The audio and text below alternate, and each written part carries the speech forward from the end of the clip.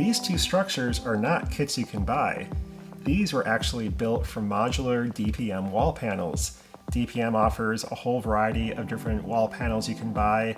This is N scale, but they have the same thing in other scales as well, and you can buy whatever pieces you want to build your own custom structure. Other manufacturers have this as well. ITLA has some really great looking wood laser cut wall panels you can buy in N, HO, and even O scale, so you can custom build a structure in those scales as well. So it's easier to use these wall panels than it is to kit bash a kit in many cases, because you don't have to really worry about cutting wall panels to size. You just get the wall panels you need and assemble them in the shape and size of structure that you're looking to build. So anyway, let's take a look at how I built these two structures. For one of the structures on the layout, I mocked everything up with some foam and some doors I had glued on there. And so I decided I'm going to go ahead and build this structure using these DPM modular wall systems. So I have just a whole mess of parts. They're all different sizes, types, and I'm going to go ahead, take all this, dump it out, put it in a bin, and see what I can make that's about the size of this with all these parts. Okay, before I can assemble everything, I need to go through and just nip off all these nubs. So now I can kind of play with how this might look. And these DPM wall panels are always basically two panels together, and so you can easily cut them in half to make an even more custom arrangement of wall sections.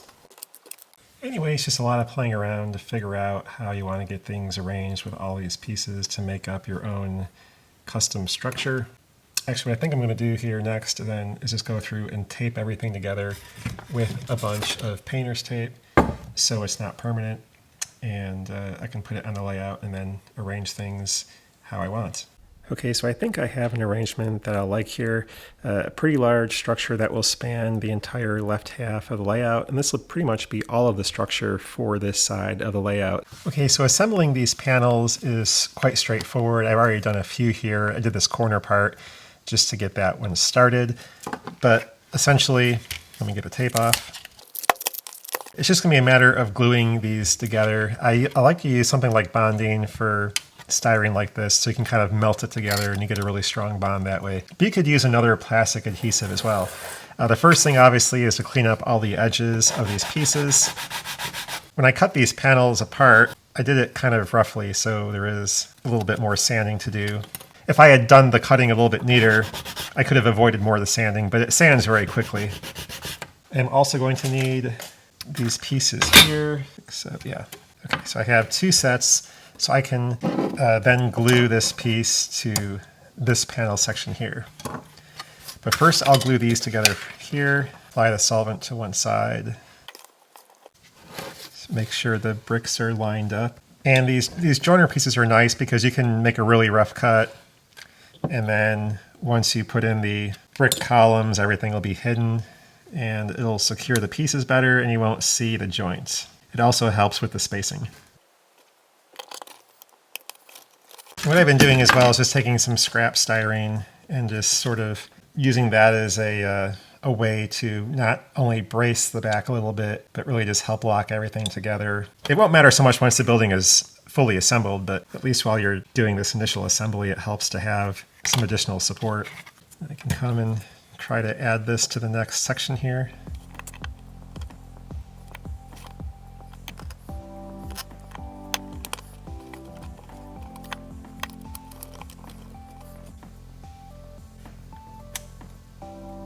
So anyway, it's just a matter now of completing all the additional sections. Okay, so I'm just going to keep going and doing these additional wall panels. And they do give you some styrene pieces for the roofs of the structures, but they're all fairly small, and so I just went ahead and used larger pieces of chipboard for the roofs of both of these structures, so I didn't have a whole bunch of seams I had to glue together. And to brace the roof structure, I took small strips of styrene and glued those around the top of each of the walls, and so that made for a better surface for connecting the rooftops. Okay, so I have the roofs glued on. Everything is pretty much ready here. All I want to do next now is add in some modeling putty. Got this Vallejo as well as this testers. Basically go through, fill in all the little gaps, let that dry overnight, and I'll come back tomorrow and paint. I'm not trying to make an award-winning model here. I'm just trying to, just do enough to make it look better. So any obvious big gaps get filled in, and it just looks a little bit more realistic and respectable. Sometimes real small gaps you can just fill in with the paint itself, but a lot of these are just too big.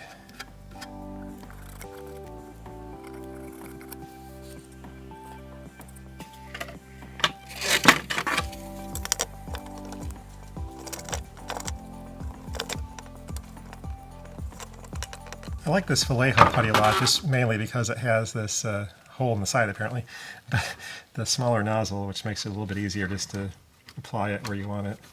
Oh, a random note here is that these loading doors you get with those Walters warehouse kits are a perfect fit, and so I'm going to be using these instead of the ones that come with these modular panels. All right, this is kind of a mess, but we'll see how that looks tomorrow. I'll probably do some sanding on it, and perhaps it will be good enough. Once the putty had dried and I had done some sanding, I sprayed everything with a gray primer. Okay, so I did this part of the whole structure. This is the part that'll, be more of a physical, three-dimensional type structure. And I kind of played around with this to get a look that I was at least relatively happy with. So again, I spray painted everything with this gray color as a base. So it's basically kind of like a primer, and also serves as the mortar color for this structure. And then I use Calvary Brown for the actual brick color. Obviously, you have two options. You can do it this way, or you can do everything with your brick color and then come back and do your mortar on top of that. And that works well in general too, but I didn't want to have to brush paint everything because I didn't have any of the rattle can brick color that I normally use left. And I didn't want to pull out my airbrush, so I just went ahead and did it this way and kind of did a heavy dry brushing to get the brick color on there. And it didn't look quite as good as I wanted, so what I did was I took these pan pastels. This is extra suave. It's basically a gray pan pastel. And I just brushed that on everywhere as well to kind of blend things together better. And I think that overall made the brick look a little bit better than it did. But overall, that's how I'm going to do things. So I'm going to go ahead and do this bigger backdrop structure piece and do it the same way. And we'll see what it all looks like when it's done. Nothing really complex about this. But the goal is to where you can still have the mortar showing through in spots. But the nice thing about these modular panels is that all the windows are separately applied, which makes life a lot easier. Alright, now I'm going to take some of these weathering chalks and just kind of grind that in there good.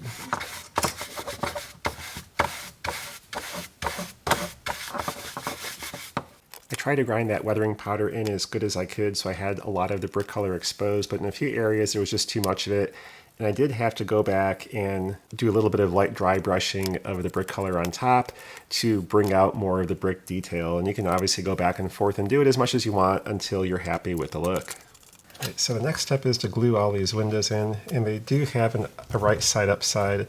One side has a slight curvature and the other side is flat. And so the slight curvature goes up.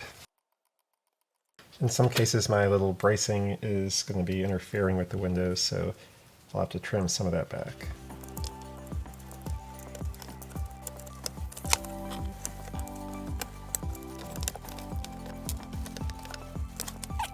So windows and doors are all installed. Next we'll paint the roof. I'm actually going to go ahead and put a little bit of this same gray weathering powder on this roof.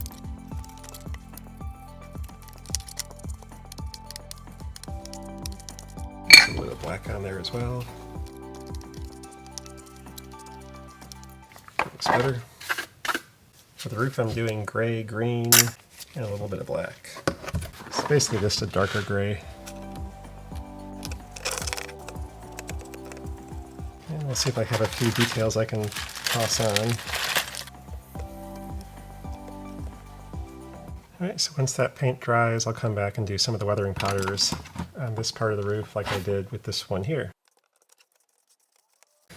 Next I have all the glazing to install. I'm going to use this clear tester's glue for windows and such. While they do give you glazing for all the windows, you do have to kind of cut them into pieces, and you can't just slap on a whole piece of glazing on each panel because they don't give you one sheet per panel.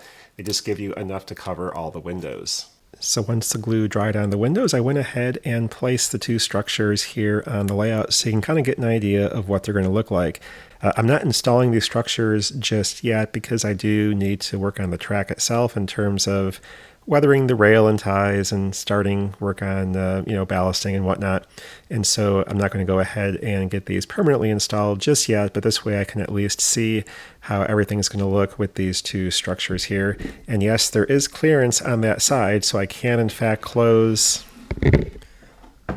the lid, and it does not hit any of these two structures. So that was obviously a consideration when I went ahead and built them, to make sure that everything would clear and this arm would be higher than the roof line of this structure here. Anyway, if you are looking to build a custom structure for your layout, give one of these modular panel options a try, whether it's from DPM or ITLA or other manufacturers.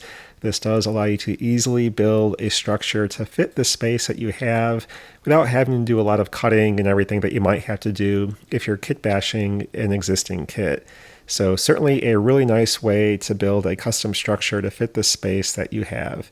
But anyway, that's all for now, and thanks for watching. Bye.